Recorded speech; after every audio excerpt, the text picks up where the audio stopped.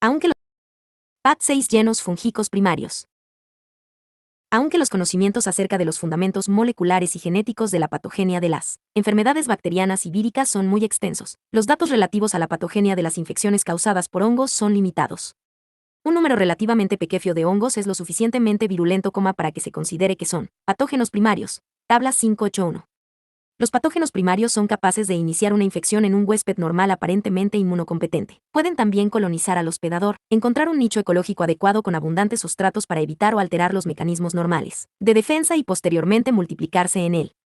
Entre los patógenos fúngicos primarios conocidos se encuentran 4 ascomicetos, los patogenos dimórficos endérnicos Blastomyces dermatitidis, Coccidioides immitis, y Coccidioides posadacii, Histoplasma capsulatum, y Paracoccidioides brasiliensis. Cada uno de ellos posee posibles factores de virulencia que le permiten atravesar las defensas del hospedador que habitualmente impiden la invasión por otros microorganismos. Tabla 581. Cuando una persona inhala un gran número de conidios de cualquiera de estas 4 especies, incluso en el caso de un individuo sano inmunocompetente, suele contraer la infección y en ella tienen lugar procesos de quelonización, invasión tisular y diseminación sistémica del patógeno. Al igual que la mayoría de los patógenos microbianos primarios, estos hongos actúan también como patógenos oportunistas, ya que las variantes de mayor gravedad de cada micosis se observan más a menudo en individuos con deficiencias en sus defensas inmunitarias innatas y diagonal o adquiridas. Normalmente los individuos sanos inmunocompetentes muestran una notable resistencia innata a las micosis, a pesar de verse expuestos de manera constante a las formas infecciosas de varios hongos presentes en la flora comensal normal, endo. Llenos, o su entorno natural, X6 llenos. Los patógenos fúngicos oportunistas, como el genera Candida, Cryptococcus neoformans y el genera Aspergilles, generalmente solo producen infección en los individuos con alteraciones en las barreras protectoras de la piel y las membranas mucosas o con deficiencias del sistema inmunitario que les permiten atravesarlas y colonizar y reproducirse en el huésped. Tabla 581. No obstante, incluso en el caso de estos patógenos oportunistas, algunos factores asociados al microorganismo, no al hospedador, influyen en la capacidad del hongo de causar enfermedad. Tabla 581. PAT6 llenos fúngicos primarios. Los patógenos fúngicos cistérnicos primarios producen infecciones respiratorias, si bien ninguno de ellos actúa como parasite obligado. Cada hongo posee una fase saprobia que se caracteriza por la formación de hifas tabicadas, que suelen encontrarse en el suelo o la materia vegetal en descomposición y producen las 500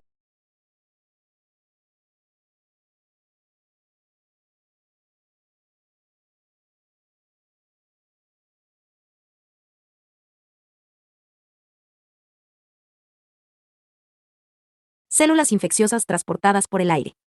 De igual modo, la fase parasitaria de cada hongo se adapta al crecimiento a 37 grados centígrados y es capaz de reproducirse asexualmente en el nicho ambiental alternativo que supone la mucosa respiratoria del hospedador. VCAP 64, FIC 641. Esta capacidad de desarrollarse en formas morfológicas alternativas, dimorfismo, representa una de las características especiales, factores de virulencia, que permiten a estos hongos superar las condiciones ambientales hostiles imperantes en el huésped. Tabla 581. Blastomyces dermatitidis. Al igual que otros patógenos fúngicos dimórficos endérnicos, B. dermatitidis provoca una infección respiratoria de resolución espontánea, VCAP 64. Sin embargo, la blastomicosis se distingue de las restantes micosis cistérnicas por la elevada incidencia de la enfermedad clínica en los individuos infectados durante un brote epidérmico en comparación con la forma leve o asintomática. La gravedad clínica de la mayoría de los casos esporádicos de blastomicosis pone de relieve el potencial patógeno de B. dermatitidis.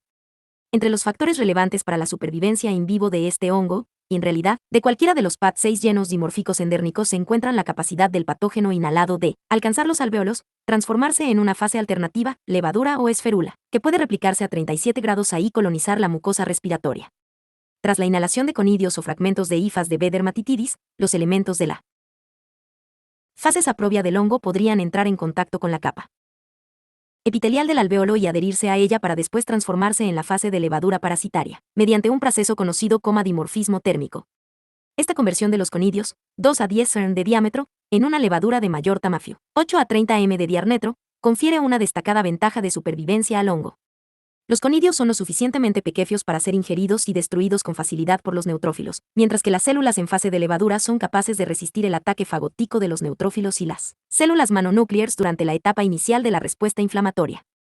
En lugar de adaptarse al microambiente intracelular de los fagolisosomas, ACH capsulatum, las formas de levadura de B. dermatitidis se deshacen de su antígeno inmunodominante de pared celular y posteriormente modifican la composición 6N de esta con el fin de evitar su reconocimiento por los macrófagos. De este modo logran colonizar los tejidos y diseminarse en el torrente circulatorio. Modulasis 6N de las interacciones entre las levaduras y el sistema inmunitario del huésped. La principal estructura molecular inmunorreactiva presente en la superficie de las células en fase de levadura, pero no en los conidios, de B. dermatitidis es una glucoproteína de pared celular.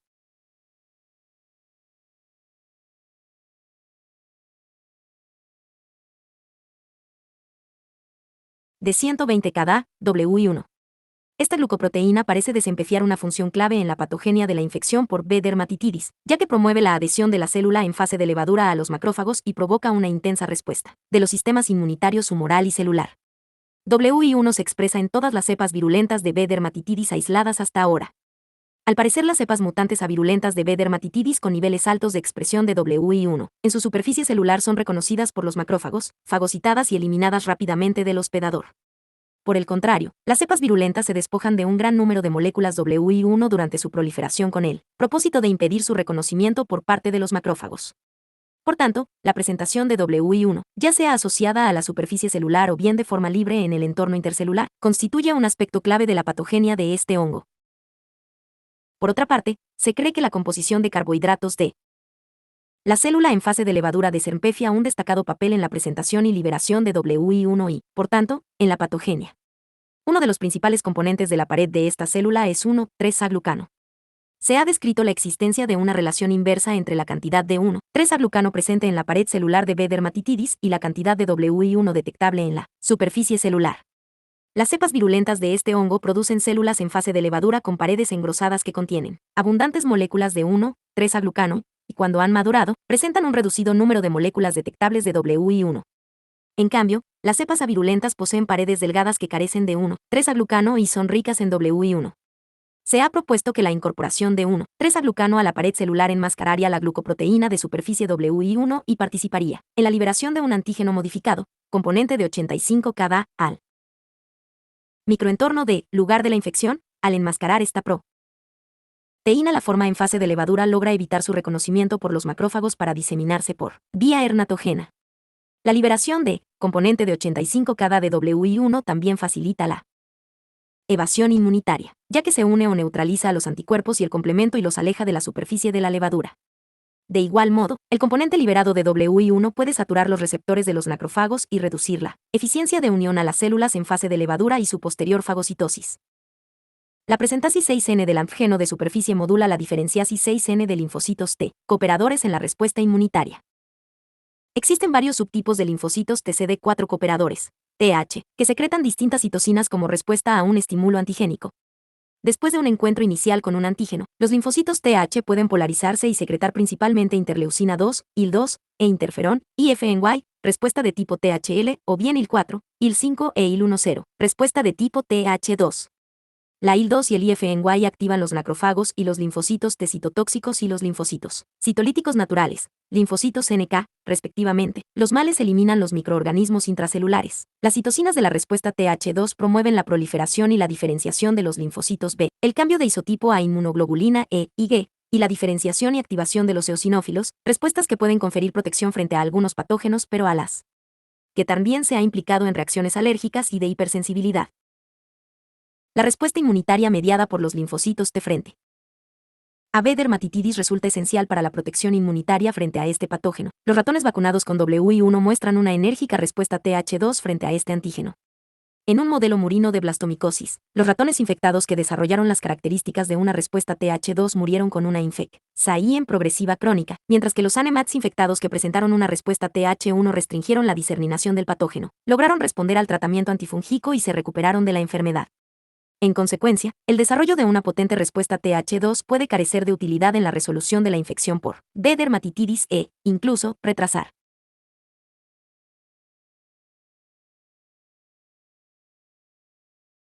su eliminación. Al liberar abundantes fragmentos de WL1 de un ternano de 85 kDa, las células en fase de levadura de B. dermatitidis pueden sortear ambos brazos de la respuesta inmunitaria, mediante la evasión de la respuesta celular y la estimulación de una respuesta humoral dominante aunque ineficaz. Coccidioides y mitis. Seimitis y Cephosadaceae son dos patógenos primarios capaces de causar un amplio abanico de estados patológicos. VCAP 64. Estos hongos son endérmicos en las regiones desérticas de sudoeste de Estados Unidos, y aunque presentan morfologías diferentes en sus fases aprobia y parasitaria, se distinguen de otros hongos dinórficos endémicos por las peculiares características de la fase parasitaria. VCAP 64, FIC 641. Entre los diversos posibles factores de virulencia que pueden intervenir en el potencial patógeno del microorganismo se encuentran la resistencia de los conidios infecciosos frente a la destrucción fagocítica, la capacidad de estimular una respuesta inmunitaria Th2 ineficaz, de modo semejante a B. dermatitidis, la producción de ureasa y proteainasas extracelulares y la capacidad de mimetismo molecular. V. Tabla 581. Resistencia de los conidios a la destrucci-6N fagotica. La fase saprobia de Seimitis y Cephosadaceae se compone de hifas filamentosas tabicadas que en su madurez se fragmentan en artroconidios cilíndricos separados, entre SF por células de separación vacías. VCAP 57, FIC 572b, VCAP 64, FIX 64LD y 647. Los artroconidios son muy hidrófobos y originan partículas transportadas por el aire con gran facilidad. Su tarnano, 3 a 5 ERN x 2 a 4 ERN, es lo suficientemente pequeño para pasar a una porción profunda de las vías respiratorias, con frecuencia hasta los alvéolos. La pared externa de conidio está formada principalmente por proteínas, 50%, entre las que aparecen pequeños polipéptidos ricos en cistemna conocidos como hidrofobinas debido a sus claras propiedades hidropáticas. Los restantes componentes de la pared celular son lípidos, 25%, carbohidratos, 12%, y un pigmento no identificado.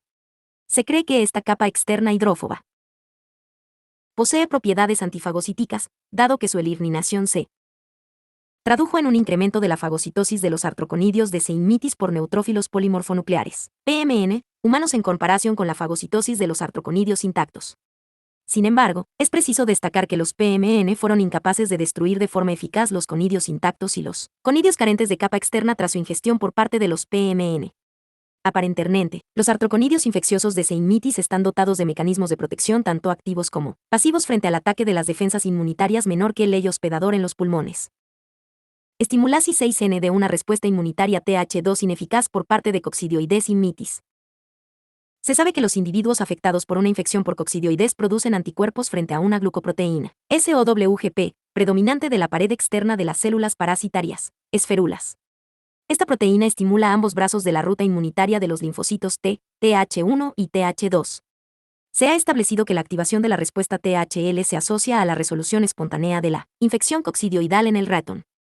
Asimismo, se ha comprobado que los ratones vulnerables a la infección por Seimitis muestran una respuesta Th2 frente a la infección, mientras que las estirpes resistentes desarrollan fundamentalmente una respuesta THL.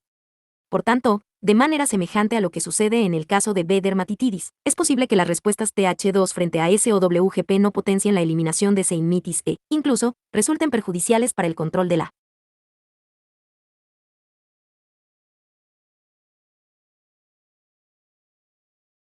infección. Las formas de mayor gravedad de la coccidioidomicosis se acompañan de una disminución de la inmunidad celular y elevadas concentraciones séricas de anticuerpos fijadores de complemento específico para este patógeno, lo que concuerda con una respuesta de tipo Th2. Aunque los datos relativos al perfil citocínico de los sujetos aquejados de una infección coccidioidal son escasos, parece razonable suponer que los antígenos inmunodominantes de Seimitis que originan una notable elevación de las concentraciones de IL-10 e IL-4 podrían orientar la respuesta inmunitaria hacia una respuesta de tipo Th2. Este proceso de inmunomodulación puede incrementar la gravedad de la micosis. Producci-6N de ureasa. El nicho ecológico ocupado por la forma saprobia de Seimitis se encuentra en el suelo desértico alcalino. Se ha observado que las dos fases, saprobia y parasitaria, del microorganismo generan amoníaco e iones amonio durante su desarrollo in vitro, lo que conlleva la alcalinización de media de cultivo. Las endosporas de Seimitis liberan una cantidad notablemente mayor de amoníaco e iones amonio que las esferulas cuando se desarrollan en condiciones ácidas, pH 5,0. Se ha demostrado que las endosporas recién liberadas están rodeadas de un halo alcalino producido por el amoníaco/iones amonio. Las endosporas de Seimitis son fagocitadas fácilmente por los macrófagos alveolares y pueden sobrevivir en su interior. Se ha comprobado que la superficie celular de las esporas intracelulares viables se rodea de un halo alcalino, lo que indica que la producción de amoníaco e iones amonio podría incidir en la supervivencia de patógeno en el interior de fagosoma del macrófago activado. La capacidad de Seimitis para generar un microambiente alcalino y responder a la acidificación mediante un aumento de la cantidad de amoníaco e iones amonio liberada por las células parasitarias podría intervenir en la patogenia de hongo. Aunque no se conoce detalladamente la producción de amoníaco ni el mecanismo mediante el cual la alcalinidad de la superficie celular afecta a la función fagocítica, se ha propuesto que la fuente principal de amoníaco producida por Seimitis sería la actividad ureasa. La ureasa es una metaloenzima que se localiza en la fraxa I en citoplásmica de las células microbianas y cataliza la hidrólisis de urea para producir amoníaco y carbamato. El carbamato se hidroliza posteriormente y genera otra molécula de amoníaco. La cantidad máxima de ureasa detectada en Seimitis corresponde a la fase de esferula endosporuladora, lo que concuerda con el estado de desarrollo en el que se han determinado unas concentraciones más elevadas de amoníaco e iones amonio. En conjunto, esta información se fiala que la actividad ureasa contribuye al potencial patógeno de Seimitis. Proteinasas extracelulares. Los patógenos fúngicos producen diversas proteinasas ácidas, neutras y alcalinas que presentan actividad a lo largo de un extenso abanico de pH y se caracterizan por su amplia especificidad de sustrato. Se ha propuesto que ciertas enzimas extracelulares secretadas por los hongos podrían desempeñar algunas funciones clave en la proliferación invasiva que conlleva, en ultirna y N-etancia, la muerte menor que el ley hospedador infectado. Las proteínasas secretadas pueden facilitar el acceso a la piel y las barreras mucosas, la neutralización parcial de las defensas activas de hospedador, la transmigración de las capas endoteliales y la ulterior disminación hernatogena para establecer la infección. 6N en distintas localizaciones ANAT6 micas. Como PAT6 genofúngico primario, Seimitis es capaz de atravesar la barrera mucosa respiratoria, pasar al torrente circulatorio y barra diagonal o al sistema linfático y diseminarse a otros 6 granos corporales. Tanto la forma saprobia, célula conidial, como la fase parasitaria. 578 Microbiología médica. D. Hongo expresan varias proteinasas durante la proliferación celular. La célula conidial produce una proteinasa extracelular de 36 Kda que degrada colágeno, elastina y hernoglobinas, así como IgG e IgA, todas ellas de origen humano. La degradación de inmunoglobulinas secretadas por parte de los patógenos fúngicos oportunistas se ha relacionado con su capacidad de colonización de la mucosa de hospedador. Se cree que Seimitis secreta una proteinasa de 66 Kda que digiere proteínas estructurales de tejido pulmonar durante la evolución de la enfermedad. Todos los pacientes aquejados de coccidioidomicosis producen anticuerpos frente a esta enzima, que podría desempeñar una cefialada fansaíen en la colonización e invasión de los tejidos de hospedador por las esferulas y las endosporas de esta especie. Mimetismo molecular. Cuando las moléculas producidas por un microorganismo patógeno son semejantes desde el punto de vista estructural, antigénico y funcional a otras moléculas de hospedador, esta característica recibe el nombre de mimetismo molecular. En algunos casos la infección puede generar anticuerpos en el huésped que provocan una reacción cruzada con sus tejidos y producen una patología de tipo autoinmune. Se ha demostrado que los hongos fabrican moléculas de similares funciones, la estructura puede ser distinta. A las moléculas menor que el ley hospedador, mimetismo funcional. Se ha comprobado que las moléculas fúngicas funcionan de forma similar a las integrinas, los receptores de complemento y las hormonas sexuales. Se ha aislado una proteína de unión a estrógenos a partir de la fracción citosólica de Seimitis. Se ha determinado que las concentraciones fisiológicas de progesterona y 1,7-estradiol estimulan la tasa de proliferación y la liberación de endosporas de este hongo. Estos datos concuerdan con el desarrollo de embarazo, en especial a lo largo de tercer trimestre, como un destacado factor de riesgo de coccidioidomicosis diseminada. Histoplasma capsulatum. Se sabe que casi todos los sujetos infectados por H. capsulatum se recuperan sin complicaciones ni necesidad de recibir ningún tratamiento antifúngico específico, VCAP64. No obstante, en la bibliografía médica se han descrito diversos casos de reactivación de la histoplasmosis pulmonar, extrapulmonar en pacientes inmunodeficientes con una diseminación críptica previa de hongo. La combinación de la inhalación de conidios presentes en el medio ambiente y la incapacidad de eliminar el hongo, a través de los mecanismos mucociliares, posibilita la transformación de los conidios inhalados en células en fase de levadura que serán ingeridas por los fagocitos mononuclears. H. capsulatum se encuentra casi exclusivamente en el interior de las células de hospedador, donde puede replicarse activamente o bien permanecer en estado de latencia. Histoplasma capsulatum reside en los MECR6 fagos del hospedador. La conversión de los conidios inhalados de H. capsulatum en células en fase de levadura es clave para la supervivencia del patógeno en el interior de hospedador a lo largo de las horas siguientes al comienzo de la infección.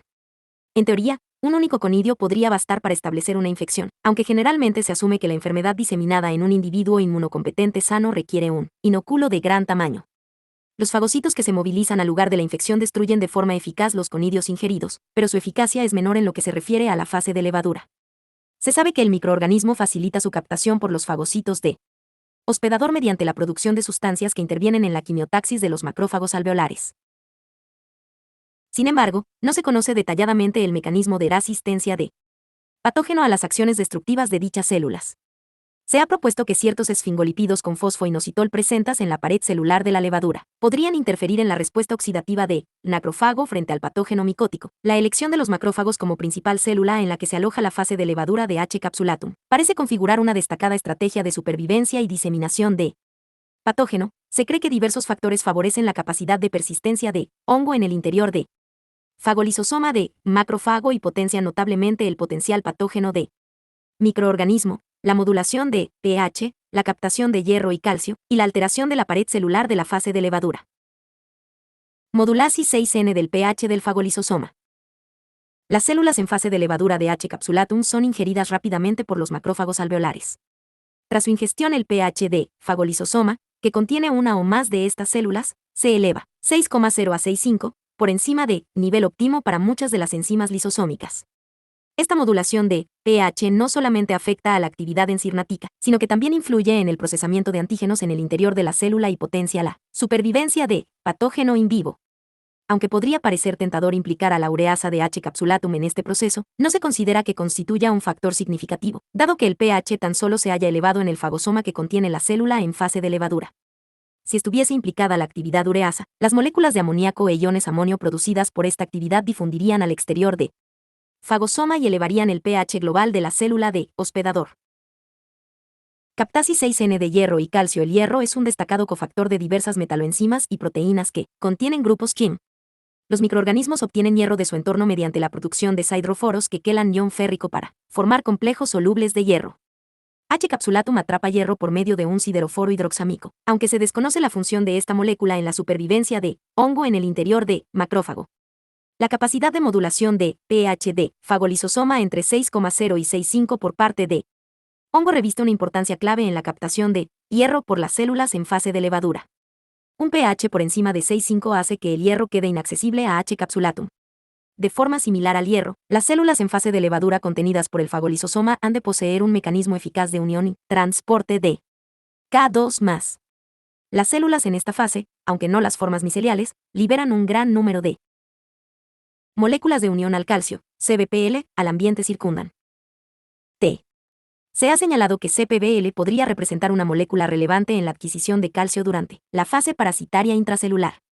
La limitación de la expresión de CPBL a la forma en fase de levadura puede conferir a H. capsulatum otro importante mecanismo adaptativo para su supervivencia en el interior de fagolisosoma de macrófago. Alterasis 6N de la composisis 6N de la pared celular de la célula en fase de levadura. De manera semejante a B. dermatitidis, la pared celular de la mayoría de las cepas de H. capsulatum contiene 1,3-A-glucano. Se ha demostrado que los mutantes espontáneos que han perdido este componente logran infectar y persistir en el interior de los macrófagos sin ocasionar ningún daño aparente a la célula de hospedador. Por el contrario, las levaduras normales de tipo salvaje con 1,3-A-glucano son capaces de infectar y sobrevivir en el interior de los macrófagos, además de proliferar en el interior de fagolisosoma, y finalmente, destruir el fagocito con el fin de liberar nuevas levaduras que infectaran a otros macrófagos. Por tanto, parece que algunos microambientes definidos de interior de las células de hospedador pueden influir en la selección de variantes capaces de sobrevivir a largo plazo en ellas, así como de otras caracterizadas por un proceso proliferativo más rápido. Paracoccidioides brasiliensis. La infección causada por P. brasiliensis se contrae por inhalación de sus conidios al interior de los pulmones, después de lo cual el hongo puede diseminarse por vía hematógena o linfática a prácticamente cualquier área de organismo, VCAP64. Una característica exclusiva de la paracoccidioidomicosis en comparación con las restantes micosis endérmicas es que las infecciones pulmonares primarias que posteriormente se diseminan suelen cursar con lesiones mucosas de la boca, la nariz y, en algunos casos, el tubo digestivo. La pared de la variante en fase de levadura de P. brasiliensis posee abundantes glucanos solubles en álcali, como 1,3-A-glucano. Al igual que en el caso de algunos patógenos fúngicos dimórficos endérmicos, se cree que la presencia de 1,3-A glucano en la capa más externa de la pared celular es indispensable para la supervivencia de hongo in vivo. Los macrófagos parecen ser un elemento clave de la respuesta innata a la infección por P. brasiliensis. Son capaces de contener la infección por este patógeno, pero generalmente no destruyen las células en fase de levadura. A pesar de la rápida resolución clínica de la infección, las lesiones residuales contienen levaduras viables que pueden reactivarse hasta 40 afios después para ocasionar la recidiva y diversas secuelas graves. Entre las características de P. brasiliensis con relevancia en la patogenia de la infección se encuentran la respuesta a factores hormonales, la expresión de 1,3 glucano y las respuestas inmunitarias a un antígeno inmunodominante, GP43. Influencia de las hormonas en la infección 6N. A pesar de que los resultados de la prueba de reactividad cutánea de la paracoccidioidina son comparables en los hombres y las mujeres que viven en áreas endérmicas de paracoccidioidomicosis, el cociente hombre-mujer de enfermedad sintomática es de 78:1. La infección subclínica parece afectar a ambos sexos con una incidencia semejante. No obstante, la progresión a una enfermedad diseminada con manifestaciones clínicas es notablemente más frecuente en el hombre. Esta observación parece sugerir que los factores hormonales podrían desempeñar una función destacada en la patogenia de esta entidad. A diferencia de seimitis, donde el estrógeno estimula la proliferación y la endosporulación de hongo, esta hormona inhibe la transición de los conidios a la forma de levadura de P. brasiliensis. Esto se traduce en una rápida eliminación de la infección en la mujer, mientras que la enfermedad puede progresar en el hombre. Otra posible explicación sería que las hormonas sexuales masculinas ejercen un efecto inmunoinhibidor que facilita el establecimiento de la infección. Esta cuestión está siendo objeto de una intensa investigación. Independientemente de lo anterior, los primeros pasos de la interacción entre el huésped y el hongo tras la infección natural parecen estar modulados por factores hormonales, por lo que son significativamente distintos en el hombre y la mujer. Estas diferencias podrían explicar la acusada sensibilidad de hombre a la paracoccidioidomicosis. Funci 6N de los glucanos de pared celular en la patogenia de paracoccidioides brasiliensis. La pared celular de P. brasiliensis contiene 4 polisacáridos principales: galactomanano, quitina, 1,3 glucano y 1,3 glucano. El componente 1,3 glucano tan solo se expresa en la célula en fase de levadura de microorganismo y su producción. Capítulo 58. Patogenia de las micosis 579. Se relaciona con la virulencia. Las cepas mutantes de P. brasiliensis que carecen de este glucano son avirulentas y presentan una sensibilidad notablemente mayor a la digestión por los neutrófilos. La fracción de 1,3 glucano de la pared celular actúa como un destacado inmunomodulador y provoca una intensa respuesta inflamatoria cuando se expone en la pared celular fúngica. Los glucanos quedan expuestos cuando se reducen las concentraciones de 1,3 glucano, lo que ha hecho proponer que el cociente L3A glucano / diagonal 1,3 glucano en la pared celular de P. brasiliensis podría tener una trascendencia mayor en la patogenia que cada uno de sus componentes polisacáridos. Es importante recordar que la relación existente entre el cociente 1,3 glucano / diagonal 1,3 glucano de la pared de este microorganismo y el tipo de respuesta inmunitaria es semejante a la observada en la histoplasmosis y la blastomicosis. En cada caso, un elevado contenido en 1,3 glucano en la fase de levadura se relaciona con una mayor virulencia, mientras que la ausencia o la disminución de las concentraciones de este componente se asocia a una reducción de la virulencia. La modificación de la composición de la pared celular de las formas en fase de levadura de estos 3 patógenos dimórficos también se relaciona con su capacidad de pasar al interior de células y tejidos y permanecer como elementos viables durante muchos afios después de la infección inicial. Respuestas a un antígeno inmunodominante, GP43. La fase de levadura de P. brasiliensis secreta una glucoproteína inmunodominante de 43-Kda, GP43, que representa tanto un antígeno serodiagnóstico relevante como un posible factor de virulencia. El antígeno GP43 es un receptor para la laminina 1 y puede ser responsable de la adhesión de la célula a la membrana basal de la célula del hospedador. Este antígeno se une también a los macrófagos y provoca tanto una intensa respuesta humoral como una respuesta de hipersensibilidad retardada en el ser humano. La defensa inmunológica frente a la infección por P. brasiliensis depende más de la inmunidad celular que de la humoral. La alteración de la respuesta de hipersensibilidad retardada se ha relacionado con un proceso de mayor gravedad. Los ratones vacunados con GP43 muestran una respuesta inmunitaria de los tipos THL y TH2, mientras que GP43 y un segundo antígeno, GP70, desempeñan un destacado papel en la respuesta humoral. En el ser humano, es posible que la reactividad inmunológica de paciente frente a GP43 y GP70 esté dominada por una respuesta de tipo TH2 con una respuesta inadecuada de linfocitos T. Si la inmunidad celular de sujeto frente a P. brasiliensis se encontrase afectada por esta menor capacidad de respuesta, este mecanismo podría subyacer a la inmunopatogenia de la paracoccidioidomicosis, como sucede en la histoplasmosis y la coccidioidomicosis. PAT6 llenos oportunistas. El estado de hospedador reviste una importancia fundamental en la determinación de potencial patógeno de los patógenos fúngicos oportunistas, como el genera Candida, Xenophormans y el genera Aspergillus. En la mayoría de los casos estos microorganismos pueden desarrollarse como colonizadores benignos o bien en forma de desaprobios ambientales que únicamente causan una infección grave ante una deficiencia en las defensas de hospedador. Sin embargo, Ciertos factores asociados a estos microorganismos pueden considerarse factores de virulencia, ya que participan en el proceso patológico, y en algunos casos, pueden explicar las diferencias a nivel de potencial patógeno de los distintos microorganismos. 580 Microbiología médica. Género Cándida. Las especies pertenecientes al género Cándida representan los patógenos fúngicos oportunistas más frecuentes, VCAP 65.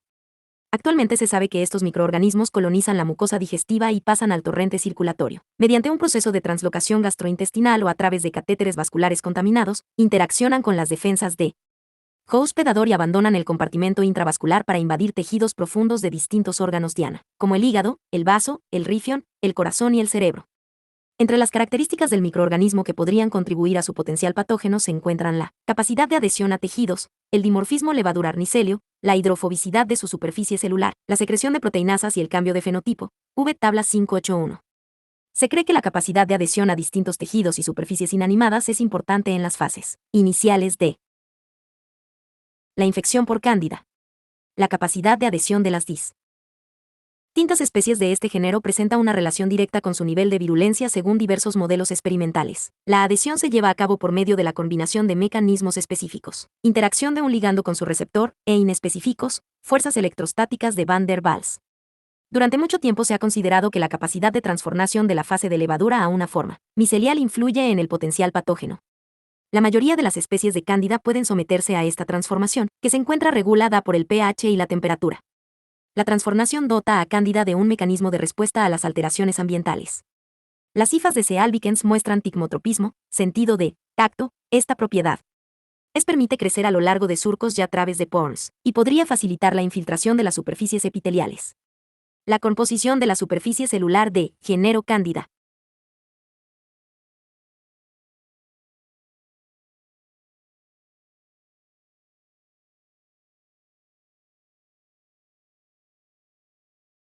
Puede afectar tanto a la hidrofobicidad de la célula como a la respuesta inmunitaria a esta.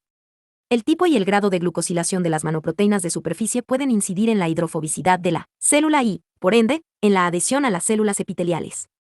Los tubos germinales de C. albicans son hidrófobos, mientras que las yemas o blastoconidios son hidrófilos. Las distintas glucoproteínas de esta especie inhiben también la respuesta inmunitaria al microorganismo, mediante ciertos mecanismos que aún no se conocen adecuadamente. Como se ha descrito en la sección centrada en los patógenos primarios, la capacidad de secreción de diversas enzimas también puede influir en el potencial patógeno de este género. Algunas especies de cándida secretan aspartilproteinasas que hidrolizan proteínas pertenecientes a las defensas de hospedador frente a la infección, lo que permite que atraviesen las barreras de tejido conjuntivo.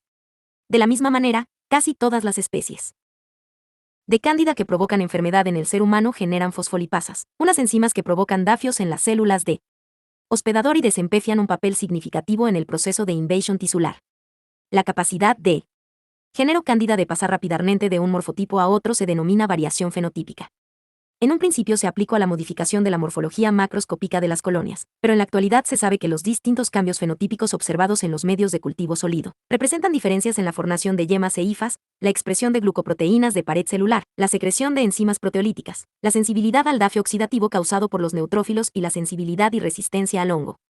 La variación fenotípica contribuye a la virulencia de este género al permitir que el microorganismo se adapte con rapidez a los cambios acontecidos en su entorno, facilitando su capacidad de supervivencia, invasión de tejidos y elusión de las defensas de hospedador. Cryptic neoformans. Neoformans es una levadura encapsulada que produce infecciones en el ser humano en todo el mundo. Aunque este microorganismo infecta a hospedadores aparentemente normales, provoca enfermedad con una frecuencia y una gravedad notablemente mayores en los individuos inmunodeprimidos. La comprensión de las defensas de hospedador y los posibles factores de virulencia resultan de utilidad para el estudio de la patogenia de la criptococosis. Se distinguen tres líneas principales de defensa frente a la infección por neoformans: los macrófagos alveolares, las células fagocíticas inflamatorias y los linfocitos T y B. El desarrollo de la criptococosis depende en gran medida de la competencia de la inmunidad celular de hospedador y de número y la virulencia de las levaduras inhaladas. Los macrófagos alveolares configuran la primera línea de defensa. Estas células son capaces de ingerir células en fase de levadura, aunque poseen una capacidad limitada para destruirlas. Los macrófagos que contienen levaduras ingeridas producen diversas citocinas con el fin de reclutar neutrófilos, monocitos, linfocitos NK y células del torrente circulatorio hacia el pulmón. Actúan, igualmente, como células presentadoras de antígenos e inducen la diferenciación y la proliferación de los linfocitos T y B específicos para ceneoformans. Las células así reclutadas destruyen de manera eficaz las células de patógeno mediante mecanismos intracelulares y extracelulares, tanto oxidativos como no oxidativos. La respuesta humoral frente a este microorganismo no confiere reprotección, aunque logra opsonizar las células en fase de levadura y potencia la citotoxicidad celular. Por su parte, el sistema del complemento potencia la eficacia de la respuesta humoral y aporta opsoninas y factores quimiotáxicos para la fagocitosis y el reclutamiento de células inflamatorias. La respuesta eficaz de hospedador frente a este patógeno se desarrolla a través de una compleja interacción de factores inmunitarios celulares y humoreros. La alteración de dichos efacitores comporta la diseminación de la infección, por lo general por migración de los macrófagos que contienen células viables desde el pulmón a las vías linfáticas, y el torrente circulatorio hasta alcanzar el cerebro. Como factores básicos inherentes a ceneoformans que permiten la elusión de las defensas celulares por la forma, en fase de levadura y el establecimiento de la infección cabe citar las capacidades de proliferación a 30 y 7 grados centígrados, la producción de una gruesa cápsula polisacarida, la síntesis de melanina y la transformación en un fenotipo de cruzamiento M-atalfa, V tabla 581. La cápsula de ceneoformans protege a la célula frente a la fagocitosis y las citocinas inducidas por el proceso fagocítico, al tiempo que inhibe la inmunidad celular y humoral. La cápsula puede impedir físicamente el efecto opsonizante del complemento y los anticuerpos anticriptocócicos, y su carga negativa origina una repulsión eléctrica entre las células en fase de levadura y las células efectoras de hospedador. Además, el material capsular interfiere en la presentación de antígenos y limita la producción de óxido nítrico, tóxico para las células criptocócicas, por parte de las células de hospedador.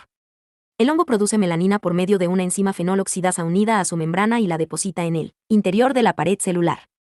Se cree que esta molécula refuerza la integridad de la pared celular e incrementa la carga global negativa de la célula, de modo que la protege en mayor medida de la fagocitosis. Se estima que la anilinización es responsable de neurotropismo de ceneoformans y podría conferir protección a la célula frente al estrés oxidativo, las temperaturas externas, la reducción del hierro y la axis de péptidos microbicidas.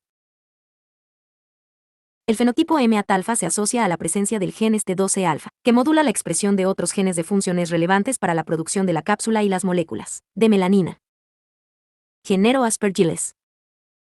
La aspergilosis representa la infección micelial invasiva más frecuente en el mundo. Los aspergilos son saprobios ubicuos en la naturaleza y pueden subsistir en el suelo, las plantas en maceta, la pimienta, la vegetación en descomposición y las obras. Las especies pertenecientes al género Aspergillus producen enfermedad en el ser humano por colonización de las vías respiratorias y la posterior aparición de reacciones alérgicas, colonización de cavidades preexistentes, aspergiloma o invasión tisular.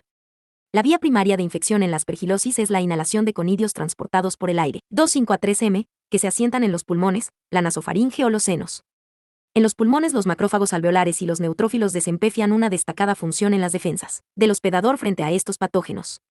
Los macrófagos ingieren y destruyen los conidios, mientras que los neutrófilos se adhieren a las hifas formadas por germinación de los conidios y las destruyen. Las formas miceliales supervivientes pueden invadir el tejido y la vasculatura de los pulmones, produciendo trombosis y necrosis cística local, así como la diseminación hematógena a otros órganos diana, cerebro. Los aspergilos secretan diversos productos metabólicos, como gliotoxinas, y ciertas enzimas, como elastasa, fosfolipasa, varias proteasas y catalasa, que influyen en la virulencia del patógeno. La gliotoxina inhibe la fagocitosis por el macrófago y la activación y proliferación de los linfocitos T, aunque no se ha determinado si se produce en cantidades significativas desde el punto de vista clínico en la enfermedad humana. Los conidios de Aspergillus fumigatus se unen al fibrinógeno humano y a la laminina de la membrana basal alveolar. Se supone que este proceso podría constituir un importante primer paso que permitiría el establecimiento del patógeno en los tejidos del hospedador. Por tanto, la unión al fibrinógeno y la laminina podría. Capítulo 58 Patogenia de las micosis 581. Facilitar la adhesión de los conidios, mientras que la secreción de elastasa y proteasas ácidas favorecería la invasión de las células de hospedador por las hifas. La aspergilosis invasiva presenta una estrecha relación 6N con la neutropenia y la alteración de la función de los neutrófilos. Los conidios de Aspergillus resisten a la destrucción por los neutrófilos, aunque los conidios en proceso de germinación y las hifas son eliminados con facilidad.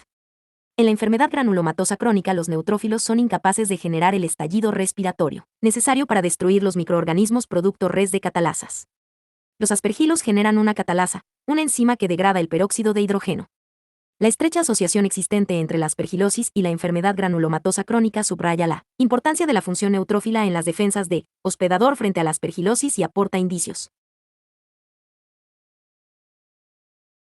indirectos acerca de la actuación de la catalasa como factor de virulencia. En general, se asume que el mayor riesgo de aspergilosis en los individuos que reciben dosis elevadas de corticoides se debe a la alteración de la función de los macrófagos y, quizás, los linfocitos T. Por otra parte, se ha comprobado que los corticoides potencian la proliferación in vitro de aspergiles. Se ignora si este género dispone de proteínas específicas de unión a corticoides semejantes a las observadas en otras especies de hongos.